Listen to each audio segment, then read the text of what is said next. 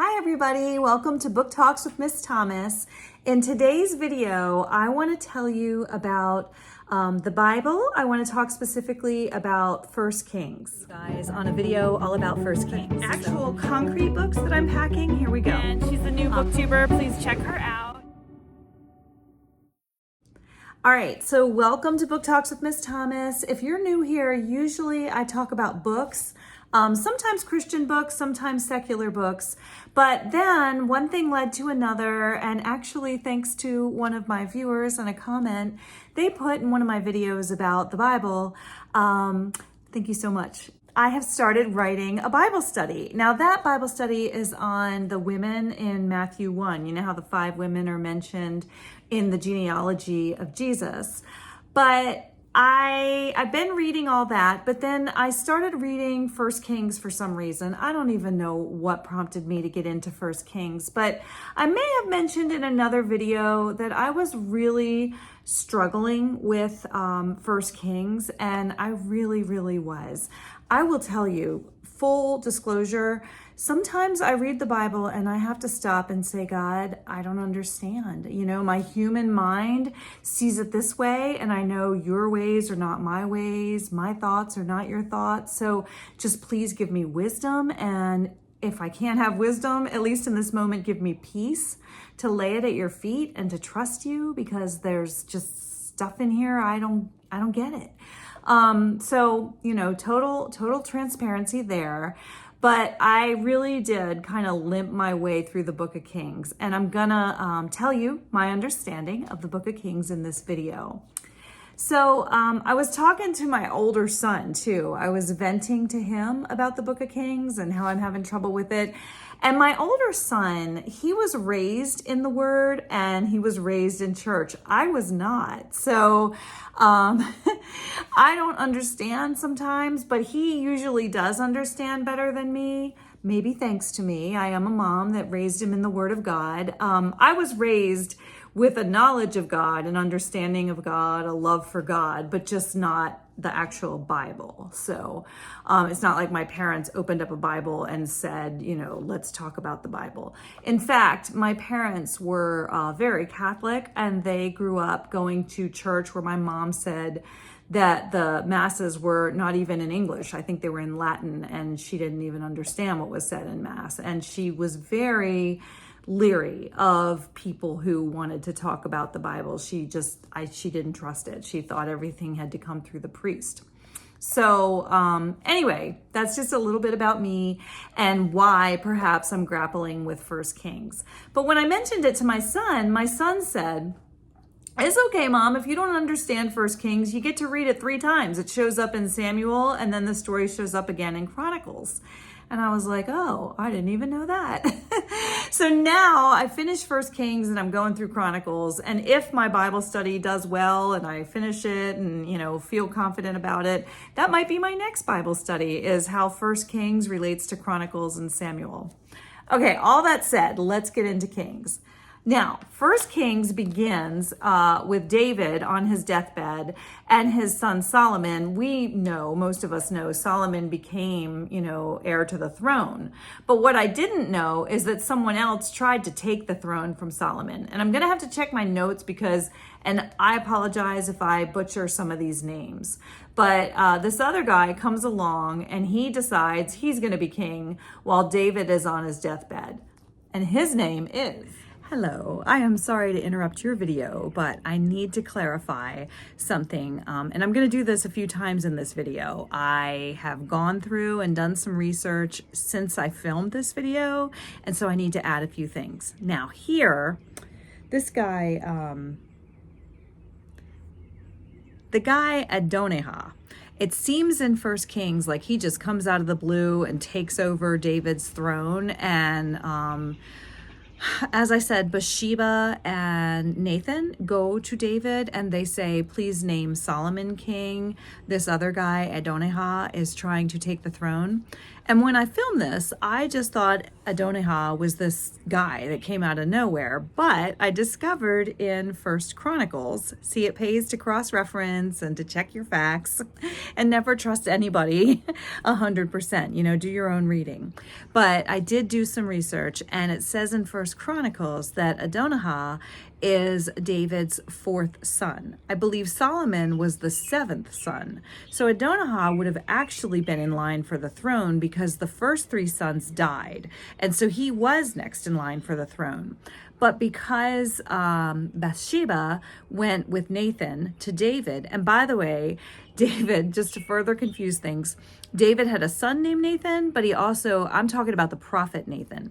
So Bathsheba and the prophet Nathan go to David and they say, could you please name Solomon heir to the throne? Because Adonijah has tried to take the throne. And that's because he was next in line for the throne. So he wasn't, some random guy. He was actually David's son. Now, David had sons from different wives, and Adonijah was born in Hebron, not of Bathsheba, but of a different wife. So I just wanted to clarify that for you. I'll be back later. Okay, here we go. Adonijah, perhaps, or Adonijah, I'm not sure. But that guy comes along and he says he's king. And Bathsheba and Nathan go to David and tell him that, this person's taking over the throne and, it should go to Solomon. So David announces that Solomon is king. And Solomon becomes this great king at first, right? And the first few chapters of First Kings are about how wonderful Solomon is. And I was really on board for that. I was like, oh, yay, really good king. Wonderful things happening. Solomon prays for wisdom. And God, when you ask God for something God wants to give, like any good parent, he gives that and then all kinds of other wonderful things too. So he gives Solomon not only tremendous wisdom, but tremendous wealth and success.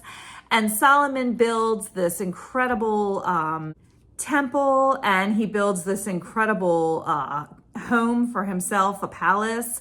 And there were some chapters about that I couldn't wrap my head around it. So I actually got on YouTube and found some videos about what the temple would have looked like, what the palace would have looked like. And wow, just incredible display of wealth and glory and beauty. Obviously not on the same level as God, but definitely God blessed Solomon with all kinds of wonderful material things and the wisdom and the leadership to go with it. Because Solomon walks in the ways of God. And there is this beautiful, especially since Father's Day is not that far off, I was thinking there is this beautiful verse that I would like to share with everybody in First Kings. And this is David's advice to Solomon as David is dying. So as far as I know, this is the last thing that David says to his son Solomon on his deathbed. And I think I'm going to, at my church, get up and share this with the members of my church because it's just such a beautiful passage from the Bible, and it seems to me appropriate for Father's Day. And also, it's just a father-son moment in the Bible that really touches my heart. It's like my pastor says, if that doesn't tickle your spiritual gizzard, then there's something wrong with you. So anyway, let me read you this verse. This is 1 Kings chapter 2, verse 3. And this is David speaking to Solomon. He says, "Be strong and show yourself a man, and keep the charge of the Lord your God, walking in his ways and keeping his statutes, his commandments, his rules, and his testimonies, as it is written in the law of Moses, that you may prosper in all that you do and wherever you turn." What fantastic advice, father to son advice, and how we need, godly men, godly fathers who are going to rise up, godly sons who are going to become godly men. I just love that passage. Me again. So I just wanted to share with you that in First Chronicles, there is another really beautiful father to son passage between David and Solomon, and I just couldn't pass it up. I want to share it. And that is in First Chronicles chapter 28, verse 9 and 10.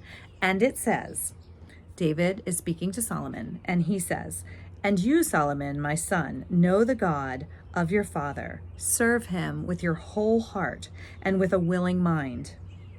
For the Lord searches the heart and understands every plan and thought. If you seek him, he will be found by you. But if you forsake him, he will cast you off forever. So I just wanted to share that while we're talking about father-son advice. Hopefully this will come out around Father's Day. So Solomon, I believe in the first up to chapter 11, I think it's chapter 11, that Solomon does turn from God. But in the beginning, he's just this brilliant leader, exactly the kind of leader we should have, with the wisdom and the wealth and just the blessing upon blessing upon blessing from God. But chapter 11, it's always a woman. He marries Pharaoh's daughter. And actually, I believe, I'll double check my notes, but I believe it said he had 700 wives and 300 concubines. And because of all these women in his life, he started to turn from the Lord. Let me double check. Yes, I'm correct. 700 wives and 300 concubines. So he became a pretty busy guy. Okay, not gonna lie. In 1 Kings chapter 11, I get a little confused about the 12 tribes. Fortunately, we know it's pretty common knowledge that there were 12 tribes of Israel, but it seemed like there were 11. And so I was confused by that because but there's 12. Let me be really clear. There's 12. But in chapter 11, around verse 30, this prophet comes up to Jeroboam and he says to tear a garment into 12 pieces. So the number 12 is there from the very beginning. However, he says, I'm going to give 10 pieces to you and 1 piece is going to remain with Solomon. And that's confusing because 10 plus 1 is 11. And actually the reason for that is because Judah is one, but Benjamin is the other of the 12 tribes. So I'll put the map up here so you can see. Benjamin is very small, but it is part of the 12. So there's Judah and Benjamin are sometimes referred to as Judah. And then the other 10 are the Israel, those 10 tribes, plus the 2, which are Benjamin and Judah. So Benjamin is, I guess, understood in this passage. But Benjamin really does come up. The tribe of Benjamin does come up in 1 Kings later. If you look, the very next page, it's actually 1 Kings chapter 12, line 21. It says, when Rehoboam came to Jerusalem, he assembled all the house of Judah and the tribe of Benjamin. So 180,000 chosen warriors to fight. So Judah and Benjamin go together, and then the other 10 go together. Just wanted to clarify that. So this prophet, and I'm going to check. I apologize if I get the name wrong. It looks like Ahijah, comes to this servant named, I think it's Jeroboam. And he says, you are going to get some of the tribes if you walk in the ways of the Lord. So I am going to be honest, this is probably one of these things that I should know. I've definitely heard over and over, there's 12 tribes. So the prophet tells Jeroboam to tear up a garment in 12 pieces. And he says, you're going to get 10 pieces. And then Solomon gets 1 piece, which adds up to 11, not 12. And I'm sure there's some explanation for that. I'm definitely going to ask my pastor about that on Sunday. So, as promised, I did meet with my pastor, and he explained to me that the 12 tribes of Israel actually come from Jacob in the book of Genesis. And so they are Jacob's 12 children. And Jacob was actually named Israel. So if you go to Genesis 32, there's this passage, and mine has like a title of the little part within chapter 32 that says Jacob wrestles with God. And toward the end of the wrestling, he asks for a blessing, and it says, it's middle of line 26. But Jacob said, I will not let you go unless you bless me. And then line 27, and he said to him, what is your name? And, Jacob replies, Jacob. Then he said, Your name shall no longer be called Jacob, but Israel. So, we see in Genesis 32 the beginnings of Israel, and they were actually the 12 children of Jacob, who was renamed Israel. But Jeroboam ends up with these tribes, and they are the tribes of Israel, while Solomon ends up with the tribe of Judah. And as we know, most people know, the tribe of Judah is what leads to the line of Jesus. And so that comes from David to Solomon, and then some of the other characters that I mentioned in my Bible study. When it comes out, you'll have to read it. But that's all the line of Judah. And then I guess Jeroboam gets Israel and 10 tribes of Israel. So I was talking to my son about that, and my son was like, Mom, think civil war. It's like some sort of civil war. So that's the best way I can explain it. And I apologize if I'm wrong. Definitely put in the comments if I'm wrong, because I did not go to seminary school. And this, I think, is really hard stuff. But I have a very dear friend who did go to seminary school. And I told her, I said, if I can figure this out and spare other people the heartache that I have had trying to understand First Kings, I want to do that for other people and just help. If I have misled or misinformed, please let me know, because that's the last thing I want to do, is to become somebody's stumbling block or anything like that. There really is tremendous weight and anxiety associated with trying to explain the Bible. But I think that, God wants us out there sharing his word, and my heart is sincere. And so I hope that's good enough. But again, full disclosure, I'm not a seminary graduate or anything like that. I'm just a mom trying to understand the Bible.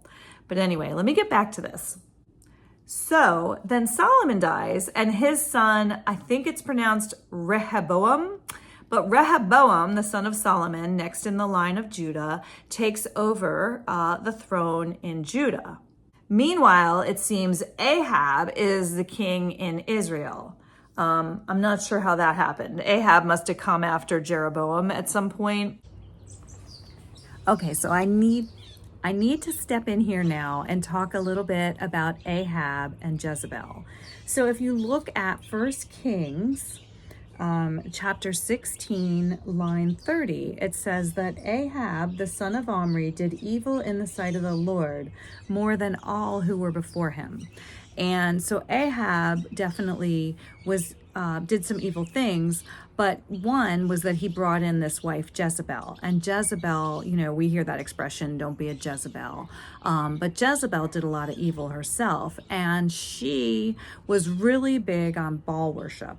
Now, when I think of Jezebel, my mind goes right to Baal worship. But Jezebel actually didn't bring the Baal worship into Israel. It was already there. So there was already idolatry and false gods, including Baal worship or Baal worship. I think it's Baal worship. So Baal worship was already there. She was just a big supporter of it and, promoter of it. So she definitely promoted Baal worship a lot more when she was married to Ahab.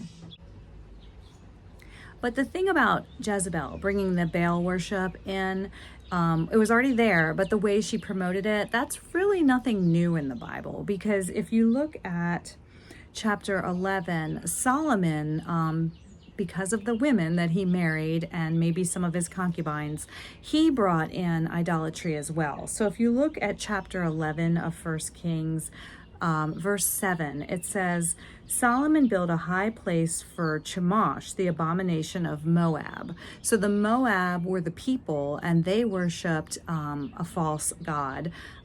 It's either Chemosh or Chemosh. That was their false god. And still in verse 7, and for the Molech, the abomination of the Ammonites on the mountain of Jerusalem. So Molech was an idol as well that was worshipped, I guess, by the Ammonites. So there were, high places, they refer to them in the Bible. And so when they say this king or this leader did not remove the high places, what they mean is that there was idolatry taking place.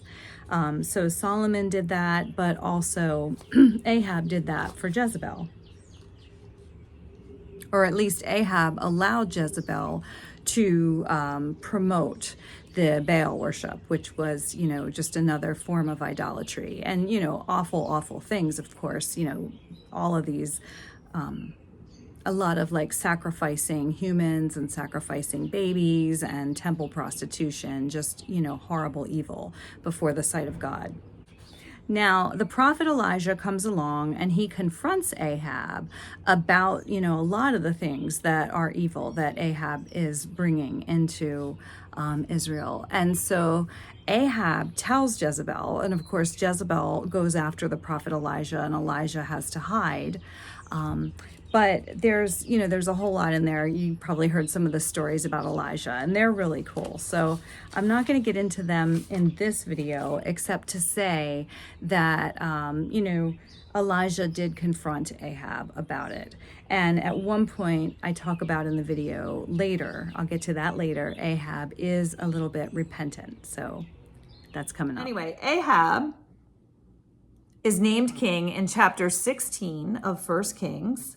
King of Israel, okay? Not the line of Judah, but the king of Israel. Then in chapter 22, Ahab wants this vineyard from this guy named, I think it's Naboth or Naboth. I'm going with Naboth. And he wants the vineyard. And Naboth says, no, that's mine. That's my inheritance. I don't want to sell it to you. And so Ahab's moping around, all upset about it. And Jezebel says, why are you, upset? And she arranges this this corrupt thing. There's like these lies involved that get Naboth killed. And we all know, Satan is the father of lies. So when there's lies involved, for me, that's like, as soon as I see lies, that's my first red flag. That's my one line in the sand. I have zero tolerance for lies. So Jezebel gets these people to lie, and Naboth gets killed so that Ahab can have the vineyard. But then Ahab is confronted with that sin. And because Ahab is confronted with the sin, he does repent. And God says, okay, since he's repented, I will hold off on the disaster during his lifetime, but the disaster will occur during his son's lifetime. So Ahab dies, and then his son becomes the leader of Israel, not Judah, Israel. So the book of 1 Kings ends with Ahab's son, Ahaziah. And it says that he is evil and he does evil, and he is reigning over Israel. But then Jehoshaphat, the son of Asa, is ruling Judah, and they do right in the sight of God. However, they do not tear down the high places. Hold on. And the high places are places for idolatry, idol worship. And I only know that because of a study of Judges. Years ago, I did a really good study on the book of Judges. And it was Dr. Gary Inrig, if anyone's interested. Really good study. Often throughout the book of Judges, it says, but they did not tear down the high places. And so I asked, and somebody in the Bible study said, oh, well, they mean by that, the places of idol worship, idolatry, major sin. Even though the leader Jehoshaphat, who was reigning over Judah, was a good leader like his father, he failed to tear down the high places. So there was some idol worship. Now, it does say that his father was also a good leader, and he got rid of, I believe, the male prostitution. So I thought that was interesting, that the Bible mentions that was there. Asa, I believe, was the leader in Judah, the father of Jehoshaphat. And he was good. He got rid of male prostitution and some bad things, but he didn't get rid of all of it. And so I wonder, maybe that's a whole other video, but what is the lesson learned there? For me, the first and most obvious lesson is, do we have any little bitty things? Maybe we need to tear down all the high places in our life, all of them. So, any sin at all is sin, So I think that's it as far as what I understand about 1 Kings. I realize that is not, necessarily Bible scholar level, but that's my understanding of 1 Kings. Having read it once, I'm looking now at Chronicles so that I can get a deeper understanding and I can compare Kings and Chronicles. But that's what I get so far. I'll keep you posted.